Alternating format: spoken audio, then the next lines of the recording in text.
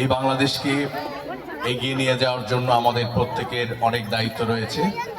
আমরা বিশ্বাস করি আমাদের এই জুলাইয়ের সনদের আনুষ্ঠানিক স্বীকৃতি এটা এখন সময়ের অনিবার্য দাবি। আমাদের দুর্ভাগ্য সেই জুলাই সনদের স্বীকৃতি আদায় করার জন্য আবার আমাদের আন্দোলন করতে হয়েছে এবং সেই ধারাবাহিকতা আমাদের ঝালকাঠির কৃতি সন্তান ওসমান হাদিকে আবার শহীদ হতে হয়েছে। আমরা বিশ্বাস করি আগামীর গণভোট 12 তারিখে যে গণভোট রয়েছে এই গণভোটে প্রত্যেকের হাতে আমাদের ক্ষমতা এসেছে। আসুন আমরা আমাদের প্রত্যেকের জায়গায় সেই জুলাই শহীদদের পাশে থাকার সিদ্ধান্ত নেই এবং আগামীর গণভোটে আমরা যেন প্রত্যেকে মিলে যেন সুন্দর একটি বাংলাদেশ গড়তে চাই।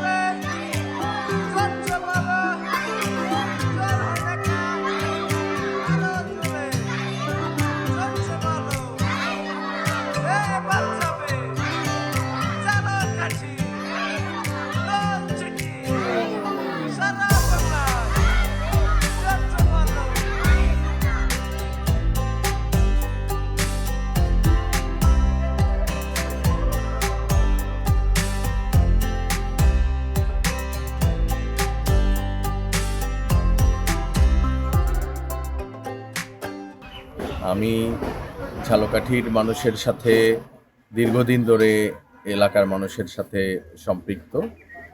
এলাকার মানুষের সুখে দুঃখে বিভিন্ন সামাজিক কর্মকাণ্ডে আমি পাশে থাকার চেষ্টা করেছি। আমি বিভিন্ন সামাজিক কর্মকাণ্ড সম্পাদন করেছি। ইতিপূর্বে মানুষের বিভিন্ন দুঃখ দুর্দশায় শীতবস্ত্র বিতরণ, মেডিকেল ক্যাম্প, এই সকল ব্যাপারে আমার কার্যকর পদক্ষেপ ছিল। বিভিন্ন মসজিদ মাদ্রাসা নির্মাণের ক্ষেত্রে আমার পক্ষ থেকে কাঙ্ক্ষিত ভূমিকা আমার পক্ষ থেকে ছিল। তো সর্বোপরি এই সব কিছুর প্রেক্ষিতে আমি এখানকার জনগণের মাঝে আমাকে আন্তরিকভাবে তারা গ্রহণ করেছে।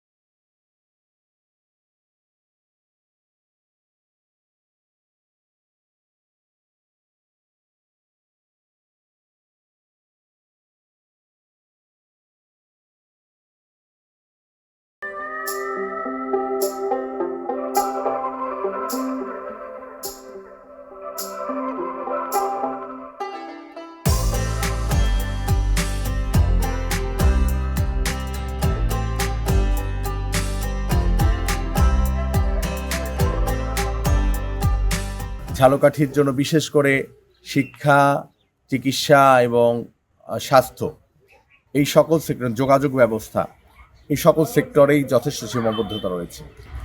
যোগাযোগ ব্যবস্থার ক্ষেত্রে আমি যদি বলি যে মৌলিকভাবে এখানকার যোগাযোগ ব্যবস্থায় যে অনেক সড়ক আছে যেগুলো খুবই নিম্নমানের হয়েছে, যে কারণে স্বল্প সময়ের ব্যবধানে এটা চলাচলের অনুপযোগী হয়ে গিয়েছে। কিছু ক্ষেত্রে এমন হয়েছে যেগুলো ক্ষেত্রে শুধুমাত্র ভাউচার হয়েছে অথচ কোনো রকম কোনো কাজ হয়নি। সে ব্যাপারটা দূর করতে হবে। আমি এই সকল পার্সেন্টেজের বিরুদ্ধে আমি জিরো টলারেন্সে থাকব, যাতে সকল সেক্টরের বরাদ্দগুলো যথাযথ খাতে ব্যয় করা যায় এবং কোয়ালিটি নিশ্চিত করে আমরা এই সাস্টেইনেবল ডেভেলপমেন্টের দিকে আমরা যেতে পারি, সে ব্যাপারটা আমরা নিশ্চিত করব।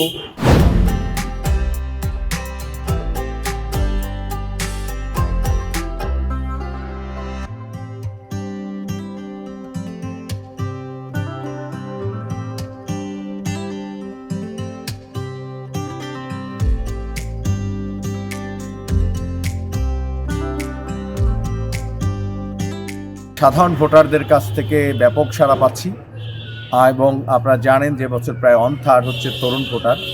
এই তরুণ ভোটাররা একটি ব্যাপকভাবে পরিবর্তনের পক্ষে, তারা চায় একটা নতুন কিছু দেখতে।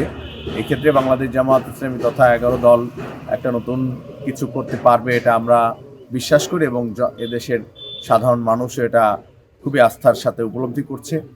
এই সব কিছুতে আমি 2-4 থানাতেই ব্যাপক সাড়া পাচ্ছি এবং আমি আশা করি এই সাড়া নিয়ে সামনে অগ্রসর হতে পারবো।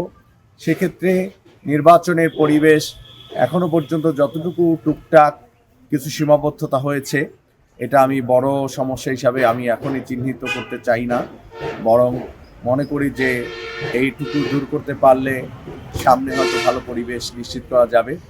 লেভেল প্লেইং ফিল্ড এখনও পুরোপুরি তৈরি হয়েছে বলে আমি মনে করি না। লেভেল প্লেইং ফিল্ড তৈরি করার ক্ষেত্রে প্রশাসনকে এ ব্যাপারে সর্বোচ্চ পরিমাণে সতর্ক থাকতে হবে, যাতে করে সকল দলের প্রতিটা আবেদনই সমান গুরুত্ব পায়।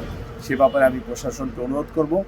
সর্বোপরি আগামী নির্বাচনে আমাদের যে জুলাই সনদের আনুষ্ঠানিক স্বীকৃতি, এই স্বীকৃতির পক্ষে হা ভোটের জন্য আমরা প্রচার করছি এবং আমরা এই প্রচারণায় সাড়া পাচ্ছি।